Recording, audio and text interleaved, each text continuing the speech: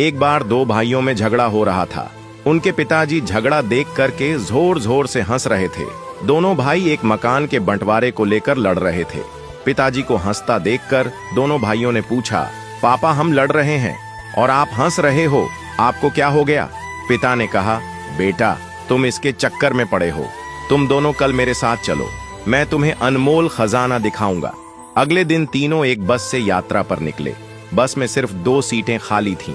पिता की बगल में पहले एक बेटा बैठा, दूसरा भाई कुछ देर खड़ा रहा। कुछ घंटे बाद वे गांव में पहुंचे तो पिताजी उनको पुरानी हवेली पर लेकर गए। वहां जाकर पिताजी भावुक हो गए। हवेली खंडहर हो चुकी है। कबूतरों ने घोंसले बना लिए, झाड़ियां उग आई थीं। पिताजी रोते चले जा रहे थे और उनसे कह रहे थे, देख रहे हो इस हवेली को? इस हवेली में तुम्हारा बचपन बीता है। इसी हवेली के लिए मैंने अपने बड़े भाई से लड़ाई की थी।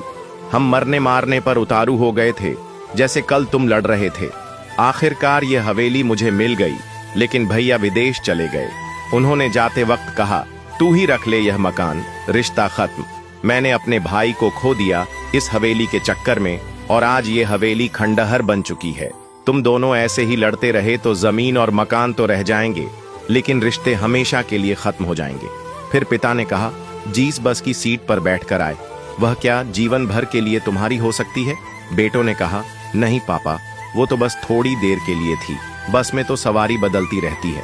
पिताजी ने कहा, बस यही जिंदगी है, सवारी बदलती रहेंगी।